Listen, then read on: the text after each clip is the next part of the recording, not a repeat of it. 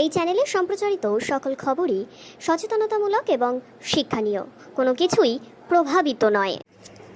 গত 9ই আগস্ট ঘটে যাওয়া সেই নির্মম দুর্ঘটনা, একজন ডাক্তারি পড়ুয়া যিনি কর্মরত অবস্থায় নিজের কর্মস্থলে অর্থাৎ আরজিকর মেডিকেল কলেজ অ্যান্ড হসপিটালে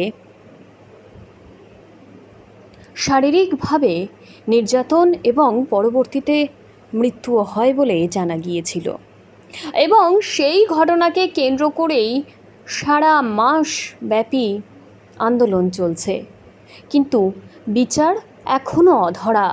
সেই বিচারের দাবিতে, বিচারকে তাড়াতাড়ি পাওয়ার আশায় শহরবাসী এ রাজ্যবাসী কিন্তু পথে নেমেছে, যাতে অভয়ার সঠিক বিচার হয়, অভয়া যাতে সঠিক বিচার পেয়ে থাকে। আর অন্যদিকে অভয়ার বাবা মা, তারা তাদের একমাত্র কন্যাকে হারিয়ে শোকাহত।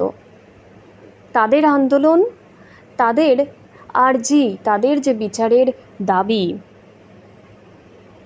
তা বলাই বাহুল্য। গতকালও ঠিক সেরকমই এক চিত্র ধরা পড়ল, যেখানে অভয়ার বাবা মা তারা ধর্মতলায় যে ধর্ণা সভা চলছে সেখানে এসে উপস্থিত হয়েছেন, এবং সেখান থেকে তারা কিছু বার্তাও পাঠিয়েছেন। কি বললেন তারা, শুনুন। বন্ধুদের কাছে অনুরোধ করছি, আপনারা কেউ বাবা মার ছবি তুলবেন না। এখানে যারা ছাত্রছাত্রী আছে তাদের আমি এখন নিজের সন্তানের মতো মনে করছি, এবং যারা বয়স্ক আছে তাদের আমার পরিবারের সদস্য মনে করছি।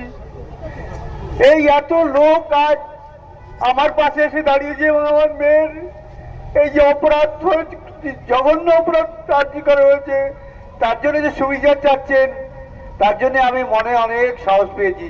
আজকে আমার মনে অনেক প্রশ্ন লোকের মাঝে বলতে সাহস পাচ্ছি।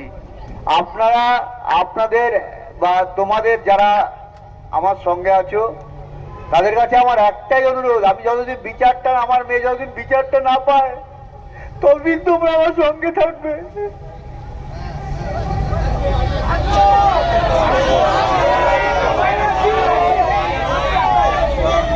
এখন যা পরিস্থিতি আমি দেখতে পাচ্ছি, বিচার আমরা অত সহজে পাবো না। বিচার হয়তো আমাদের ছিনিয়ে আনতে হবে, এবং সবার সহযোগিতা ছাড়া এটা সম্ভব নয়। আশা করি সবাই আমাকে সহযোগিতা করবে এবং আশ্বাস দিচ্ছেন, সেই জন্যই আমি মনের জোর পাচ্ছি এবং আজকে সব কথা বলার সাহসও পাচ্ছি। এই জন্য সবাইকে ধন্যবাদ দিয়ে ছোট করব না। আমরা, আমার মেয়ে চলে গেছে, আজকে খুবই শোকাহত। সত্যি একটা কথা বলতে গেলে মেয়ের সম্বন্ধে খুবই কষ্ট হচ্ছে। অনেক কষ্ট করে মেয়েটা আজকে এখানে এসেছিল, এবং আমরাও এখানে মেয়েটাকে তো নিয়ে আসার জন্য যেটুকু পারি চেষ্টা করেছিলাম, কিন্তু একটা রাত্রে আরজি করে দুষ্কৃতীরা আমার মেয়েটার জীবনটা নষ্ট করে দিয়ে আমাদের ফ্যামিলিটা, পুরো পরিবারটাকে শেষ করে দিয়েছে। আজকে আপনারা পাশে দাঁড়িয়েছেন বলে একটা মনের শান্তি, যে জাস্টিস আমরা পাবোই হয়তো। আমি আর কিছু বলতে চাইছি না। বলবে তুমি কিছু?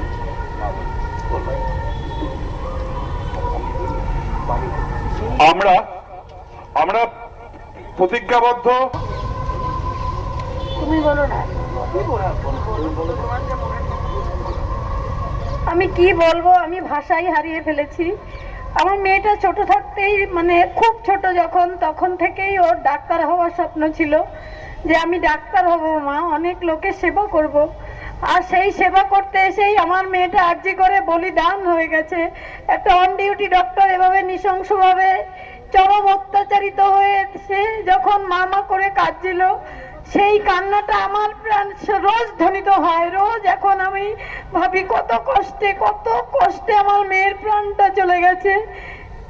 তবে এই যে সবাই আমার পাশে দাঁড়িয়েছেন, এই দেশে বিদেশে এই যে একটা সোচ্চার উঠেছে, বিচার চাই, এটা আমাদের সব থেকে বড় বল।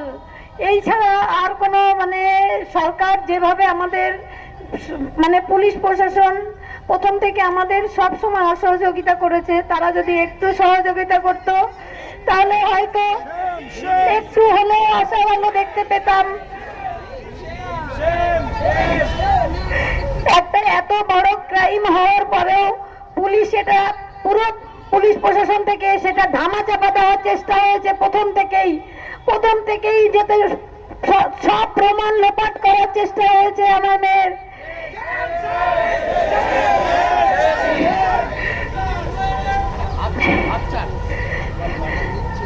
সবাইকে আরেকবার ধন্যবাদ জানিয়ে আমি এটাই বলবো যে যতদিন আমার মেয়ের বিচার না পাই আপনারা এভাবেই আমার পাশে থাকবেন এবং সবাইকে আরেকবার ধন্যবাদ জানাচ্ছি।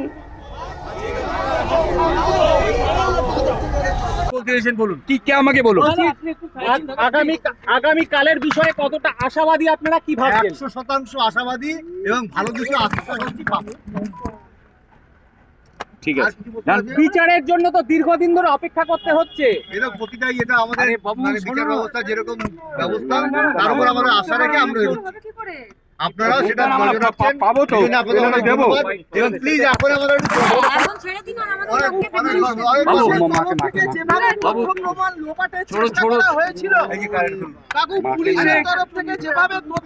আমাদের একজন উঠতে পারেনি।